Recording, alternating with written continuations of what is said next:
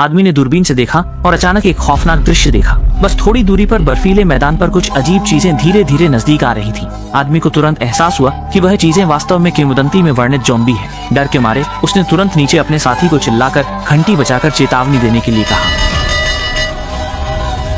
आवाज सुनते ही चौकीदार तुरंत दौड़ पड़ा ताकि इस स्थिति को जल्द से जल्द सभी को बता सके। वे सभी संक्रमित हैं। संक्रमित? 5 मिनट बहुत बाकी। गंभीर होते देख कियांग भाई तुरंत घोड़े पर सवार हो गए और स्थिति की जानकारी सभी को दी, जिससे महिलाएं और बच्चे तुरंत तहखाने में शरण ले, जबकि मजबूत पुरुष तुरंत तैयारी कर लें ताकि बाद की कड़ी लड़ाई का सामना कर सके। जब पुरुष हथियार तैयार करने में लगे थे तभी वे भयानक ज़ॉम्बी दल वहां पहुंचने वाले थे और इस समय दोनों दल समय के साथ दौड़ लगा रहे थे। जरा सी भी देरी उनके लिए नृशंस रूप से खत्म करने का संकट ला सकती थी। ज़ॉम्बी दल तेजी से आ रहे थे और अब मनुष्यों के पास तैयारी के लिए अधिक समय नहीं बचा था। लेकिन दरवाजा ज़ॉम्बी द्वारा जबरदस्ती तोड़े जाने से रोकने के लिए लोग पीछे नहीं हट सके, इसलिए उन्होंने सभी वाहनों को यहाँ ले आए। जब सारी तैयारियां पूरी हो गयी तो ज़ॉम्बी दल भी उनसे 30 गज की दूरी पर पहुंच गया। ये देख भाई बिना कुछ कहे तुरंत मशीन गन उठाता है। अगले ही क्षण सभी लोग पहली लहर के ज़ॉम्बी हमले का सामना करने वाले थे।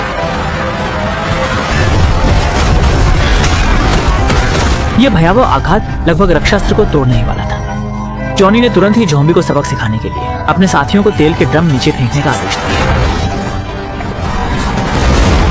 इसके बाद आदमी ने तुरंत हमला करने का आदेश दिया। सिर्फ एक पल भर के समय में युद्ध के छेद से लगातार बड़ी मात्रा में गैस निकलने लगी। मामला सही देखकर सांस थामकर फिर से आदेश दिया। आदमी ने तुरंत जमीन से लकड़ी उठाई और उसे पास के लोहे के बाल्टी में डालकर बिना समय बर्बाद किए आगे फेंक दिया। जमीन पर गिरते ही तुरंत आग पकड़ ली। साथ में गगनभेदी धमाकों की आवाजें गूंज उठी। जब आग की लपटें उठ रही थी तब हीरो ने मौके का फायदा उठाते हुए लगातार ज़ॉम्बी समूह पर हमला किया। पर उसे आशा के विपरीत ज़ॉम्बी समूह न तो डरे बल्कि उन्होंने लगातार लकड़ी के दरवाजे पर टकराना जारी रखा, किसी भी हालत में इसे तोड़ने के इरादे से।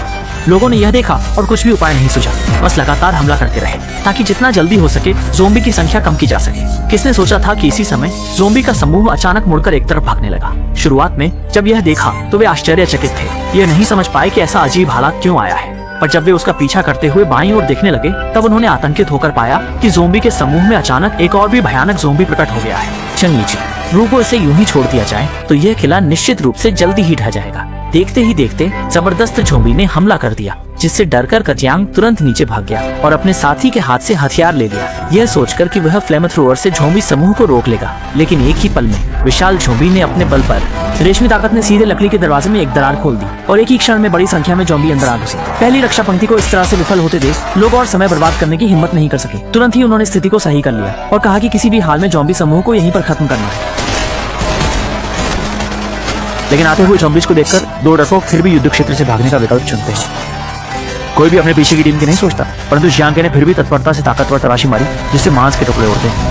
虽然这确实卓有成效，可糟糕的是，一旁的队友却一不小心遭到了武术。现如今就未有强个一人真手下去，而更让他头皮发麻的是，那头怪物丧尸也攻了进来。总是上方的队友立马就招起发动了攻击，但那他的血药是单台后，对于强林丹羽根本जरा भी नहीं डरे, यहाँ तक कि ठोकर मारकर उस जगह को निशाना बनाने की सोचने लगे। ये देखकर कलयुग की अगर उन्होंने उन प्राणियों को ऊपर आने दिया तब तो बड़े पैमाने पर तबाही होगी, इसलिए वह व्यक्ति बिना कुछ कहे तुरंत वहां दौड़ पड़ा।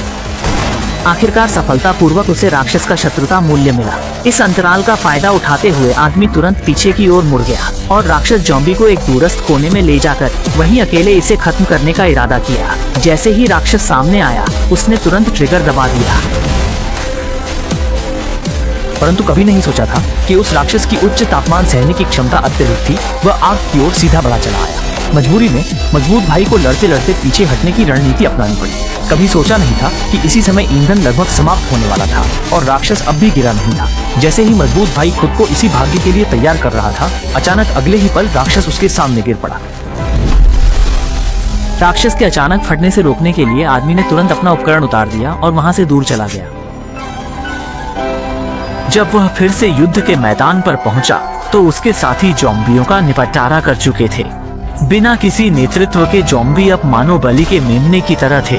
अंतिम ज़ॉम्बी के गिरते ही सभी ने आखिरकार इस युद्ध में विजय प्राप्त की और जॉम्बियों से अपने घर की रक्षा की।